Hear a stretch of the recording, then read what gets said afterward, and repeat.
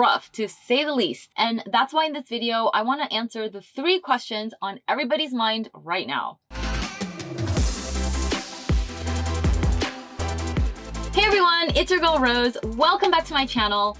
Wow, we are already a month into 2022. Can you believe it? It's going by so fast. And this year is turning out to be pretty decent for me in some ways, like getting my dream camper van, which I am sitting in right now. And of course, hitting 600,000 subs on YouTube. Holy crap, thank you so much. However, this year hasn't been so good in many other ways, specifically for my investments. With the S&P 500's recent 11% drop from the highs in November of 2021, plus huge drops in everything from Bitcoin, Ethereum, to high-flying tech stocks like Netflix and ARKK, which is Cathie Wood's Innovation ETF. So far, 2022 has been brutal. My stock portfolio is down 17% and my crypto portfolio is down 25% year to date. Ouch. So if you own any amount of stocks, bonds, or crypto, I know you're probably going through the exact same thing, and I feel you. I have considered drowning my sorrows with a lot of wine, carbs, dark chocolate, but I know it's not gonna work, especially because things can still get much worse from here. We just don't know yet. That being said, it's never a good idea to make any emotional or impulsive investment decisions. And that's why in this video, I want to answer the 3 questions on everybody's mind right now. Why is this crash happening? How bad will it get? And finally, what should you do about it? In my analysis, I'm going to talk to you about the different factors impacting the market right now, and I'll compare them to how some of these same factors have affected the stock market in the past, throughout history. Although this doesn't mean we can forecast everything, history does have a way of repeating itself. So understanding the economic patterns, the dynamics that are happening right now can give you some peace of mind when looking towards the future. All right, first let's talk about why the market is dropping so much. It's recovered a little bit in recent days, but it was a pretty big drop. It all boils down to 4 words. New monetary policy regime. Let me explain. So for the last decade and a half, we've been fortunate enough to have extremely investor-friendly monetary policy. So monetary policy, which refers to the actions taken by the government to control the money supply, is like the tide of the ocean. So when monetary policy is on your side, it's like high tide. Stock prices all go up, even crappy stocks, just everything goes up. But now that the market is pivoting to a less friendly regime of monetary policy, it's like the tide is coming back down. Monetary policy consists of 2 main components. 1, interest rates, and 2, money printing. So currently, we have interest rates near 0 and money being printed at a rate of $120 billion per month. And since interest is the cost of borrowing money, low interest rates give people more buying power. Think about it. If rates are at 10%, you might only be able to borrow $10,000 because if you borrowed more than that, the interest expense would get unmanageable. But if rates are at 1%, you could borrow $100,000 because at 1% interest, the monthly interest expense, even on a huge loan like that, still amounts to almost nothing. Another component of monetary policy is money printing. So central banks don't actually print money. What they actually do is they buy trillions of dollars worth of government bonds from all of the major investment banks. When someone buys something from you, you get cash in exchange for the merchandise. So the Fed's bond buying program means that the investment banks are handing over merchandise, the bonds, and getting a lot of cash in return. So they have a lot of cash on their hands because the Fed is buying trillions of dollars worth of bonds. And what do the investment banks do with all this cash? Well, they give it out in loans. It just trickles out to the rest of the economy. So when the pandemic hit in 2020, the Fed took action to help stimulate the economy and prevent recession. They dropped interest rates from 2.5% down to 0%, and at the same time, they printed massive amounts of money. $4.7 trillion since the pandemic, to be exact. This was on top of the Fed's already existing money printing program, which started as a response to the 2008 financial crisis. And so for a number of reasons, investors have gotten used to a status quo of ultra low interest rates and loads of money printing. The Wall Street jargon for this is loose or easy monetary policy. And this type of monetary policy floods the system with cash. And when the system gets flooded with cash, where does all that money go? It goes into the stock market. So just before the recent mini crash, The climb since the pandemic of last year took the S&P 500 from 2,500 to nearly 5,000. In other words, it doubled in less than a year, which is crazy. Just to give you a point of reference, the S&P 500 typically doubles every 5 years, not every year. So the stock market's crazy hot performance recently was largely fueled by this loose, easy monetary policy. Again, think of all that cash going into the stock market. So why is the market taking a dive right now? First off, it's important to understand that the market moves based on expectations of what will happen and not necessarily on what has happened already or what's happening right now. And so the recent downward movement is due to investors' expectations that the loose and easy monetary policy we've had so far will shift to something less investor friendly, to a tighter regime. That shift hasn't happened yet, but the Fed did announce that it will basically end its bond buying program by early March. These stimulus programs, the bond buying, the money printing, these were all put into place to keep the economy afloat, and people are really afraid of what will happen when these programs come to an end. Not only this, but inflation has also become an issue. With so much money chasing a finite supply of goods and also supply chains getting stuck and being limited, prices for everything have gone up all around the world. And since the best way to fight inflation is to raise rates, the Fed hinted at a series of rate hikes at every single Fed meeting this year. Now, there are 7 more Fed meetings scheduled for 2022, and investors are very worried that the Fed is going to raise 0.25% or even more than that at every single meeting. So in a nutshell, investors get comfortable with a certain monetary policy regime, and then whenever the powers that be start signaling a change, there's always a big shakeup in the markets, and that is what's been happening.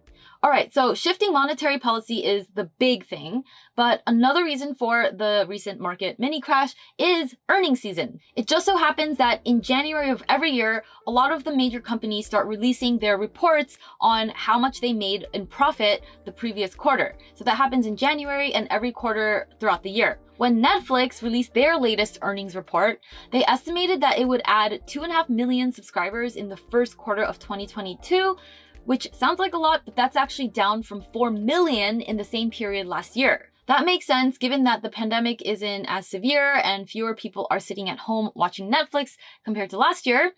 And so Netflix's stock price based on this earnings report fell almost 40% in just the last month. And then there was Peloton. After going up 400% in 2020, for obvious reasons, everybody's stuck at home and wants to work out. The stock is not doing so well anymore now that people are heading back to their gyms. And so after this earnings announcement, Peloton dropped more than 30%.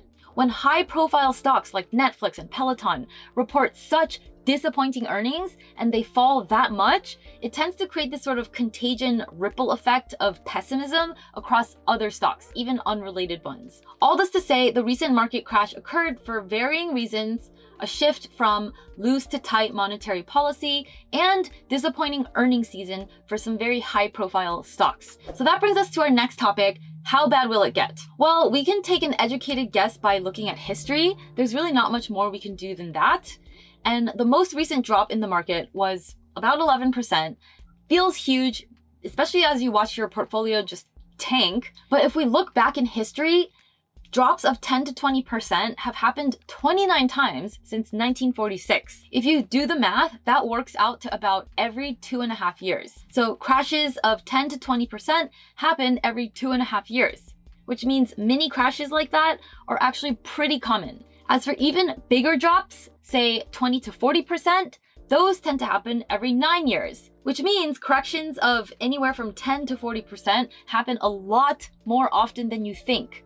Every 2.5 years, every 9 years. And so if you are invested in the stock market at all, you will be affected by them. In fact, if you are about my age, so in your 30s, and you make it to old age, say in your 90s, you should be prepared for about 6 of these kind of crashes in your lifetime. Again, that is based on what we've seen throughout history. Every 9 years, the market has a crash of 20 to 40%. So if you were invested in January of 2022, or you were invested in March of 2020 at the start of the pandemic, there you go. Those are some notches on your belt. It's just par for the course. Now, as for even bigger drops, the really big serious crashes of 40% or more, those have only happened 3 times over the last 100 years.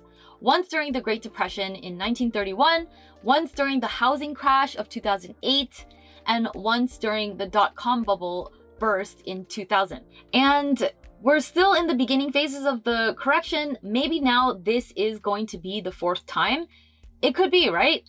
But considering how infrequently huge crashes like that actually happen, this mini crash is more likely to end up just being a mini crash rather than a full-blown crash. And that's just based on statistics, probability, based on how frequently those have happened in the past. So we already know that the recent correction happened because of expectations that the Fed would take certain actions to tighten monetary policy.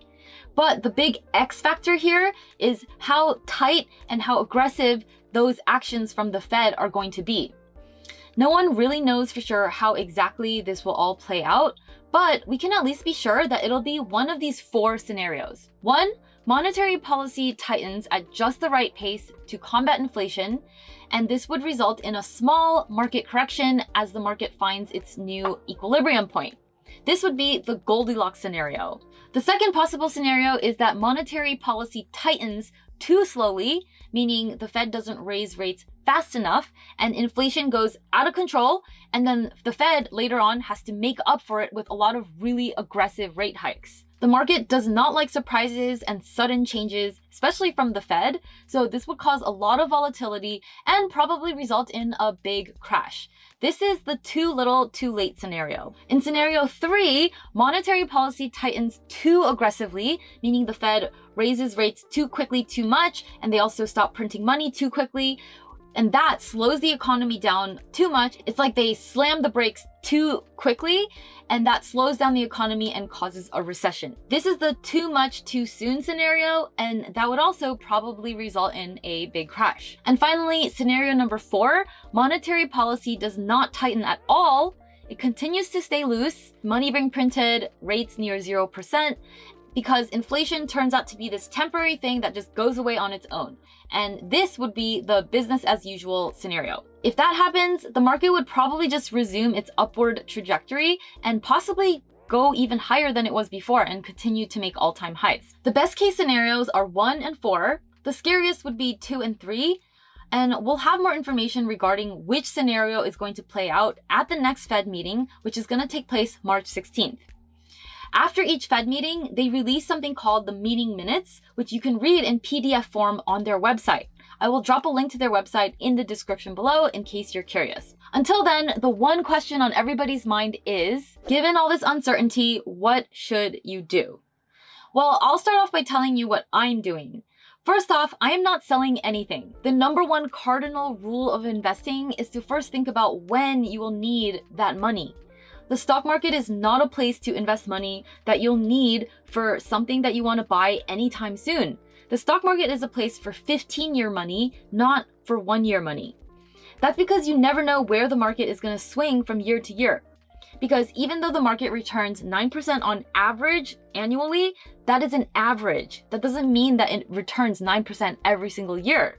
In fact, in the year ending February 2009, the market returned minus 43%. So if you needed that money right away for something that year, it would have been a disaster. You really would have been better just sticking that money in a savings account instead of putting it in the stock market. So the biggest mistake I see newbie investors make is not understanding the appropriate time horizon for certain investments. However, if you look at the long term, in any given 15-year window, the absolute worst that the market has ever done in a 15-year window has been a positive return of 3.7%.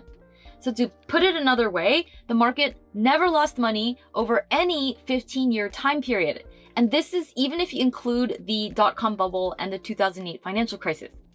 You guys, this chart right here is gold. Again, I'll link to it in the description if you want to check it out. But unless you are just day trading or fooling around with meme stocks, which I don't recommend, the ability to play the long game is your biggest edge as an investor. And in a lot of ways, it's the only edge we really have. So be intentional about bucketing your money into short-term buckets and long-term buckets. Keep the short-term bucket in a bank account, something stable, and keep your long-term bucket in the stock market via retirement accounts such as IRAs and 401ks. More on retirement accounts in this video right here. Now, if you've already made the mistake of investing money in the stock market that you are counting on soon, then do whatever you can to hold on and not have to cash out at a loss. Because the moment you sell, you've locked in your losses and you will never make them back. See if you can postpone that purchase or come up with cash in other ways. A side hustle, sell old stuff around the house, something. All right, the second thing that I'm doing is that I am buying more investments. Obviously, this is counterintuitive for anybody because when you start losing money, the urge is to sell, not buy. But you can fight this urge in two ways. First, instead of viewing downturns as the end of the world, you want to train yourself to look at them as a good buying opportunity. Because if you look at the long game, whether we're talking about the stock market, real estate market, or the crypto market, there's just no way that all of these markets aren't going to be much higher than where they are now in the future. So if the market goes down, think of it as stuff going on sale and giving you the opportunity to buy stuff on sale. So I've set aside some cash and I'm looking to buy more of my favorite index funds, crypto, and a bunch of other stuff when they hit a certain price level. The other thing you should do is to not look too much at your investments. Automate everything as much as you can by setting up dollar cost averaging, which I talk more about in this video right here. And do not obsessively log in to check stock prices multiple times a day. It'll just create anxiety.